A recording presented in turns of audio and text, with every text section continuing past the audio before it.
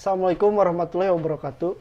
Perkenalkan, nama saya Aji Sani Subakti dari kelas A1 Ilmu Pemerintahan 2018 Fisip Unjani NIM 611811009. Saya di sini akan menjelaskan sedikit tentang manajemen sumber daya manusia pemerintahan Indonesia. Pengelolaan sumber daya manusia pada masa sekarang ini mempunyai makna yang sangat strategis sesuai dengan Grand Design Reformasi Birokrasi Indonesia. SDM aparatur merupakan faktor kunci untuk suksesnya reformasi tersebut. Saya akan menjelaskan mengenai pengertian manajemen sumber daya manusia. Manajemen sumber daya manusia untuk menjalankan sebuah kegiatan, baik itu perusahaan, lembaga, organisasi, komunitas, atau lainnya, dibutuhkan metode atau sumber daya manusia yang berkompeten di bidangnya masing-masing. Hal ini menjadi perhatian yang penting agar tujuan yang diharapkan dapat tercapai maksimal. Manusia sebagai pelaku dalam menjalankan sebuah visi misi harus dapat menjalankan sebuah sistem yang telah dibuat. Ketepatan memilih orang akan menjadi salah satu cara untuk menempatkan orang sesuai dengan kemampuan ataupun keahliannya. Selanjutnya, pelatihan dan pengembangan. Saya akan menjelaskan definisi dari pelatihan dan pengembangan. Pelatihan adalah proses pendidikan jangka pendek yang menggunakan prosedur sistematis dan terorganisir sehingga tenaga kerja non-manajerial mempelajari pengetahuan dan keterampilan teknis untuk tujuan tertentu. Kalau menurut Undang-Undang Nomor 13 Tahun 2003, pelatihan adalah keseluruhan kegiatan untuk memberi, memperoleh, meningkatkan, serta mengembangkan kompetensi kerja, produktivitas, disiplin, sikap, dan etos kerja pada tingkat kualifikasi, jabatan, dan pekerjaan.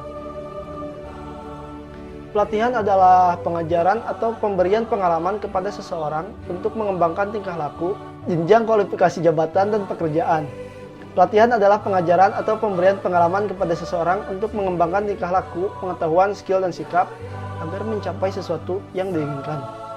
Pelatihan bagi karyawan merupakan sebuah proses mengajarkan pengetahuan dan keahlian tertentu, serta sikap agar karyawan semakin terampil dan mampu melaksanakan tanggung jawabnya dengan semakin baik. Sesuai dengan standar, pelatihan lebih terarah pada peningkatan kemampuan dan keahlian SDM organisasi yang berkaitan dengan jabatan atau fungsi yang menjadi tanggung jawab individu yang bersangkutan saat ini atau current job oriented. Sasaran yang ingin dicapai dalam suatu program pelatihan adalah peningkatan kinerja individu dalam jabatan yang berbeda atau fungsi saat ini. Pengembangan atau development diartikan sebagai penyiapan individu untuk memikul tanggung jawab yang berbeda atau yang lebih tinggi dalam perusahaan, organisasi, lembaga, atau instansi pendidikan. Pengembangan cenderung lebih bersifat formal, menyangkut antisipasi, kemampuan, dan keahlian individu yang harus dipersiapkan bagi kepentingan jabatan yang akan datang. Sasaran dan program pengamanan menyangkut aspek yang lebih luas, yaitu peningkatan kemampuan individu untuk mengantisipasi perubahan yang mungkin terjadi tanpa direncanakan atau unplanned change, atau perubahan yang direncanakan planned change. Dari pengertian ini menunjukkan bahwa fokus pengembangan karir manajemen SDM di pemerintahan adalah peningkatan kemampuan mental tenaga kerja. Pengembangan lebih difokuskan pada peningkatan kemampuan pengambilan keputusan.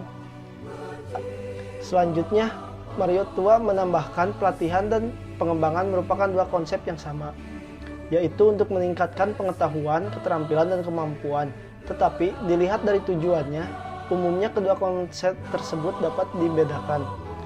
Pelatihan lebih ditekankan pada peningkatan kemampuan untuk melakukan pekerjaan yang spesifik pada saat ini, dan pengembangan lebih ditekankan pada peningkatan pengetahuan untuk melakukan pekerjaan pada masa yang akan datang.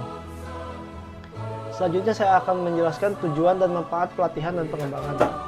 Tujuan diselenggarakan pelatihan dan pengembangan diarahkan untuk membekali, meningkatkan, dan mengembangkan kompetensi kerja guna meningkatkan kemampuan, produktivitas, dan kesejahteraan. Adapun tujuannya sebagai berikut. Yang pertama, meningkatkan produktivitas. Selanjutnya, meningkatkan mutu tenaga kerja. Selanjutnya, meningkatkan ketepatan dalam perencanaan sumber daya manusia. Selanjutnya, yang terakhir, meningkatkan semangat kerja atau suatu rangkaian reaksi positif dapat dihasilkan dari program pelatihan perusahaan yang direncanakan dengan baik. Selanjutnya, menarik dan menahan tenaga kerja yang baik. Selanjutnya, menjaga kesehatan dan keselamatan tenaga kerja. Dan yang paling terakhir adalah menunjang kebutuhan pribadi atau personal growth. Pelatihan mempunyai andil besar dalam menentukan efektivitas dan efisiensi organisasi. Beberapa manfaat nyata dari program pelatihan dan pengembangan adalah: yang pertama, manfaat umum. Meningkatkan kuantitas dan kualitas produktivitas dan mengurangi waktu belajar yang diperlukan karyawan untuk mencapai standar kinerja yang dapat diterima. Yang selanjutnya, membentuk sikap loyalitas dan kerjasama lebih menguntungkan. Selanjutnya, memenuhi kebutuhan perencanaan sumber daya manusia. Selanjutnya, mengurangi frekuensi dan biaya kecelakaan kerja. Dan yang terakhir, membantu karyawan dalam peningkatan dan pengembangan pribadi mereka. Tahap-tahap pelatihan. Pelatihan dan pengembangan bagi organisasi harus dilakukan. Ada beberapa tahap yang harus dilalui agar diperoleh hasil yang efektif. Terdapat 4 tahap utama dalam pelatihan dan pengembangan, yakni yang pertama, penentuan kebutuhan latihan atau assessing training needs. Pada tahap ini terdapat 3 macam kebutuhan akan pelatihan, yakni A. General treatment need, yaitu penilaian kebutuhan pelatihan bagi semua pegawai dalam suatu klasifikasi pekerjaan tanpa memperhatikan data mengenai kinerja dari seseorang pegawai tertentu. B.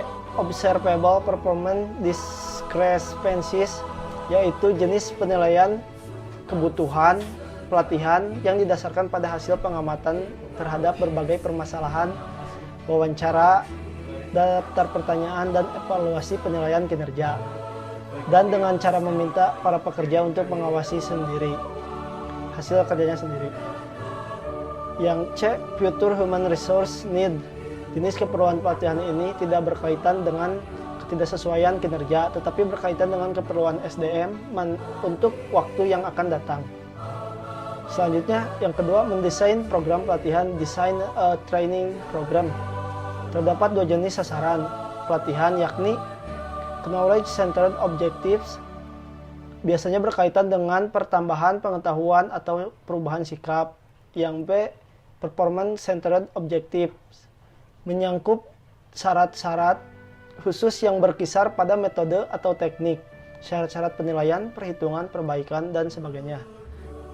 Dan yang ketiga, pelaksanaan pelatihan atau implementation of training, didasarkan pada isi program dan prinsip-prinsip belajar yang telah ditetapkan.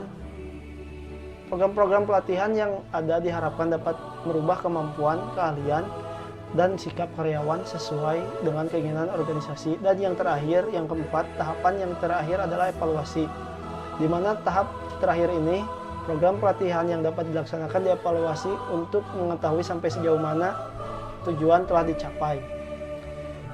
Dari apa yang sudah saya jelaskan tadi di atas, saya akan menyangkutkannya dengan studi kasus di Kabupaten Tasikmalaya.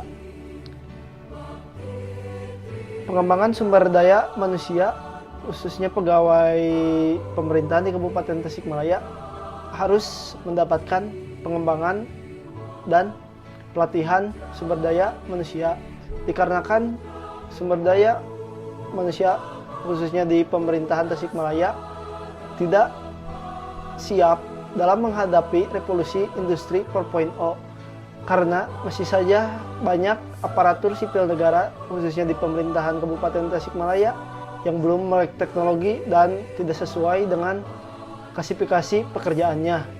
Maka dari itu perlunya pengembangan sumber daya dan pelatihan sumber daya manusia untuk aparatur sipil negara di pemerintahan Tasikmalaya agar siap menghadapi revolusi industri 4.0. Mungkin sekian dari saya. Wallahul muwaffiq ila aqwamit thoriq. Wassalamualaikum warahmatullahi wabarakatuh. Waalaikumsalam.